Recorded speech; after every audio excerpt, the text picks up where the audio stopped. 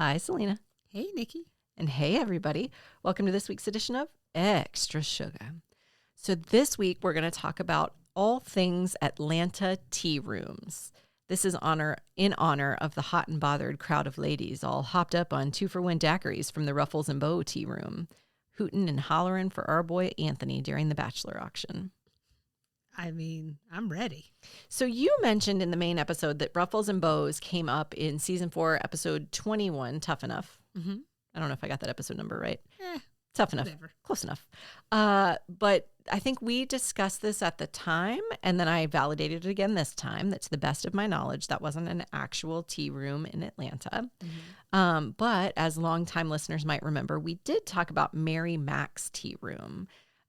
We've talked about it, I think, a couple of times. Probably we talked about Ruffles and Bows, but most specifically in season 3, episode 19, The Women of Atlanta. We covered it briefly in references. Mm-hmm. But again, it was really brief. So I thought maybe in today's segment, we could talk more about Mary Mac's, which is really and truly a true Atlanta staple. It has an incredible history all its own. And then also I can share a list of places where folks can get their tea room fix in Atlanta today. But in the 1940s Atlanta sense of the term tea room, which is not what I think you think of when you think of tea room. That's right. We'll talk about it. So I'm calling this segment Eatin' Good in the Neighborhood, Atlanta Tea Rooms. So first up, Mary Mac's. Thumbs up, thumbs down, thumbs sideways on where you sit with Mary Mac's. Oh boy, I've never eaten there. You've never eaten at Mary Mac's? Mm-mm. You've never been to Mary Mac's? Mm-mm. That's so fascinating. I know. Huh. Yeah. I'm going to sit with that for a second. I was not prepared for that. Maybe you can change that. Really far away. It's like really far away. So that's so interesting. I'll have to sit with that for a minute. So I like Mary Mac's. I think it's good. It opened in 1945 as Mrs. Fuller's Tea House near Peachtree Street and Ponce de Leon Avenue. So Mary Mackenzie bought the restaurant in 1951, but she didn't change the name until 1953. We talked about this in that season 3 episode. I mentioned that Mary Mac's was one of 16 tea rooms in Atlanta. It is the only tea room, the only original tea room that remains today from that time. So when it opened in 1945, the restaurant had 1 dining room. Today it has 6. It occupies 13,000 square feet, and it's one of the city's 5 largest restaurants. I think it's important to talk here about the historical context around the founding of the tea room in 1945. So Selena touched on this when we chatted about it in season 3, but if you missed that, it's important for you to know that Mary Mac's may not be a tea room in the sense that you think of one. It's not like high society afternoon teas and finger foods. It's actually more commonly known as a meat and 3. So a meat and 3 sides, generally at one fixed price, kind of like a cafeteria of sorts. For a long time, maybe like the 1940s to the 1980s, these were really popular across the southern United States. Apparently, they have their roots in Nashville, Tennessee. Oh, I didn't know that. Mm-hmm. But at the time Mrs. Fuller's tea room opened, and then later Mary Mac's, it wasn't exactly... Oh, wait. Tea rooms or meat and 3s? Meat and 3s. Okay. Mm-hmm. It wasn't super cool for women to be in business, but it was necessary. So this would have been post-World War II, and people needed money in a bad way, especially widows of soldiers. So some women went into the restaurant business, but called their business a tea room to make it seem more appropriate to be run by a woman. There was some sense that calling it a tea room sort of elevated it to the appropriateness of a lady. Mm-hmm. I was really disappointed I couldn't find much more about Mary Mackenzie in my research. I Googled a lot, but I really couldn't find much. There's a lot more about Margaret Lupo, who was Mary Mackenzie's successor who took over in 1962 and ran the restaurant until 1994. According to a nice tribute I found written by her daughter, Selena, you'd like to know that her daughter is a co-founder of the Serenbe community. Oh, okay. So hopefully that means something for everyone else. Yeah, sorry. It's like a planned community I probably should have written a description about it. This was really just a note to you because I know that you hold Serenbe in high esteem. You know I'm not good with directions, but it's like outside of Atlanta, and it's like they're very focused on community, but they're also very focused on like they were doing farm to table before farm to table was cool. They're doing all the composting, and they're kind of insulated, but they're kind of woo woo. And I think it's kind of elevated too. Like it's yes. fancy and expensive. That's correct. So her daughter wrote a really nice tribute. Her daughter, who is a co-founder of Serenbe. So according to that tribute, Margaret started out with her own restaurant in the early 60s in downtown Atlanta called Margaret's Tray Shop. But apparently the IRS building was nearby, and that comprised most of her clientele. Like she did really well selling them lunch. But then the IRS building moved, so she had to close the restaurant. As a result, she went to work at Mary Mac's, and shortly after she got there, Mary Mackenzie announced she was getting married and moving to Florida, so she sold the restaurant to Margaret. I found a really great article with some lesser-known facts about Mary Mac's, which, of course, I'll link in the show notes.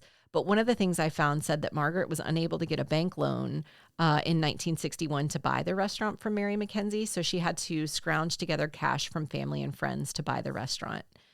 It specifically says that a decade later, obviously she was a force in the Atlanta business scene. She had probably served a lot of the bankers in Atlanta at that point, but they still refused to give her a loan to expand the business. So once again, she had to look to family and friends for cash to pay for the expansion of the restaurant. One other point about the early days of Mary Mac's that I think is important to talk about is Margaret's decision to desegregate the dining hall. In 1962, at the height of the civil rights movement, Margaret desegregated it. Her daughter said, quote, "From the start, Mother made it clear that everybody's money is the same color, and if you don't understand that, then you don't need to work in my restaurant." Over the years, Mary Mac's has hosted a number of famous guests, including the Dalai Lama, Hillary Clinton, President Jimmy Carter, and, wait for it, Beyonce. In 2011, the state of Georgia and the House of Representatives passed a resolution officially designating Mary Mac's as Atlanta's dining room. So it's really sort of an incredible history built on the shoulders of who must have really been incredible women. So I wanted to share that first, but then I think we have to talk about the food. I feel like that's kind of the most important part. If you never had it, then this might be informative for you, or maybe you're familiar enough with it. Oh, yeah. Well, I love to browse a menu, so there's a good chance I've seen the menu before. I don't know why. I feel like I need to address it because it is like the aside from Varsity quintessential Atlanta restaurant. Mm-hmm. I think I've said this on the podcast before that I am a Southerner who is a bad Southerner. So I have not traditionally. I'm the older I get, the more I'm enjoying Southern food. There was large times in my life where I'm like, I'd really rather just have sushi. I don't want fried chicken. I don't want turnip green. Like, it's fine. Like, but it's not really, it's fine. I've gotten a much deeper appreciation for it and love for it. So I was just never really interested. Also, this might stem from the fact that like my family would find a restaurant and then they want to go there all the time. Mm-hmm. And it just turns out that it usually wound up being some kind of home cooking restaurant. Mm-hmm. And so I got that food a lot. And I was just like, do I need it again? Yeah. And now I really regret my decisions. So I'll say for what it's worth before we start talking about it. I mean, Mary Mac's is, in my opinion, similar to the Varsity. It's a place like, it's just so common in Atlanta. Like, it's just, everybody says like the Varsity, and like, it's fine food. It's fine. It's fine. Mary Mac's is really more of an experience. It's more about like having an Atlanta experience, which is why I think so many famous people have been there. Right. The food is fine, in my opinion. The food is fine. But I think growing up on that food, I've had really good fried okra. Really, really, really good. In like a lot of places. Right. I've had my grandmother made the best biscuits in the entire world, as far as I'm concerned. So Mary Mac's gives you a biscuit basket. It's fine. But Cracker Barrel has good biscuits too. You know what I mean? So I don't think you've missed some culinary experience. I think you've missed a cultural experience. But I wouldn't tell you like drop everything tonight and get there. I think the food's fine. It's consistent. We know, Nikki, it's a long way away. It's a long way away. I can give you some homegrown food right here. But I also grew up, like my parents love a good cafeteria. So I've been to S&S, I've been to R&J or whatever it is. I've been to all the cafeterias. I think of this food as sort of in that vein. But if you're not used to Southern food, it is good Southern food. So that's where I was going to go next, is that they're really well known for their Southern cuisine. The Mary Mac's website says that today the kitchen still hand shucks the corn. snaps the green beans, and bakes the breads and desserts just as they did in the 1940s. I found a few references that if you're a new Mary Mac's visitor, you get a complimentary bowl of pot liquor and a slice of crackling cornbread. So pot liquor is a super flavorful broth left behind after you boil together collard greens and beans. And then crackling cornbread is cornbread made with pork skins baked into it. But I have to tell you, I've never gotten that at Mary Mac's. Did you let them know you're a first timer? They didn't ask. I didn't know you needed to tell They them. didn't want to give you their pot liquor. They didn't want to give it to you. Yeah. So lots of people say if you go and tell them it's your first time, I'm sharing this for other people because my experience. Well, I'm taking it for myself. I'm telling you.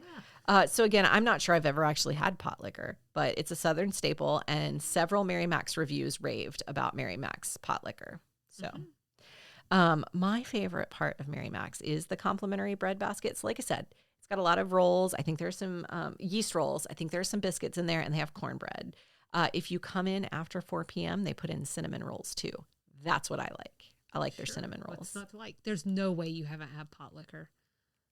It's like, but you wouldn't have ever just had pot liquor. It's like what people It's like cook, mixed turnips in with the and right. But I greens think you strain that out and give it as like a broth. And I've never just had the broth by itself. So I've certainly had the greens that are cooked, but no one's ever served it to me as pot liquor, as far as I can remember. Yeah, I would think that the point would be to take it home and use it for cooking, but To take it home from where? from the restaurant. No, you eat it. Oh, It's a delicacy. oh, It's delightful, told you I'm a bad according to Southerner. people. Several things I read name the fried chicken as a must-have, along with pot roast and meatloaf. I'm not sure there was any consistency on which sides outrank others. So, like, I read several things, but I didn't see anybody say, like, you have to try this. I will say I loved the cream corn, the collard greens, and the fried green tomatoes. And I think everyone loves their mac and cheese. They also have tomato pie if you're looking for that real Southern experience. Yep.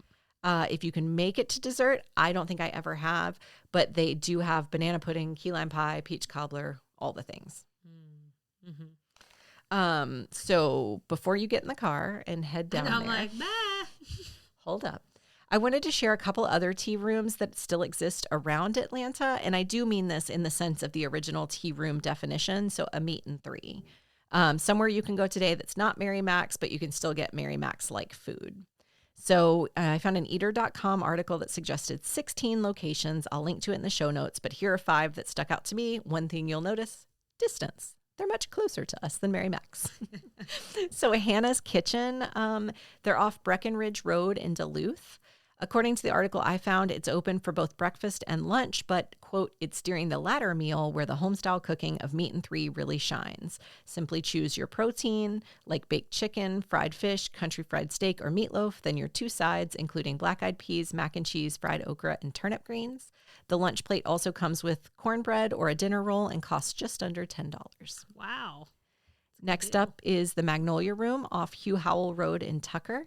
That Eater.com article says Tucker's Magnolia Room has a good hold on Southern classics, but expands its reach with seasonal offerings like shrimp creole and sweet potato balls. They've got enough pies to fill a bake shop, coconut custard, lemon meringue, sweet potato, so go ahead and grab a slice.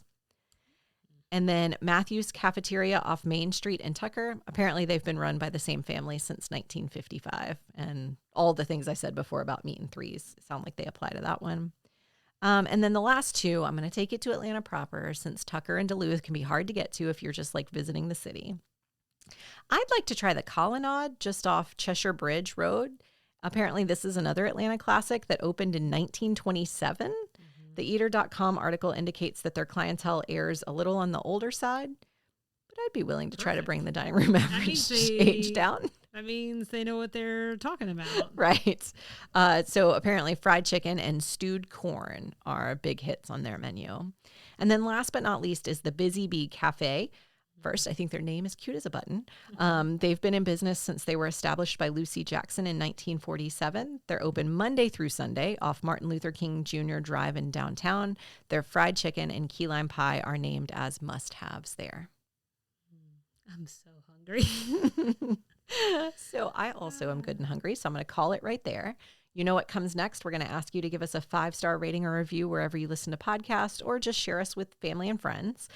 You can follow along with us and engage on social media. You can send us an email. You can visit our website.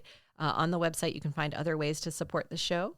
But we'll leave it there. Go get some delicious food. And thank you for listening to this week's Extra Sugar.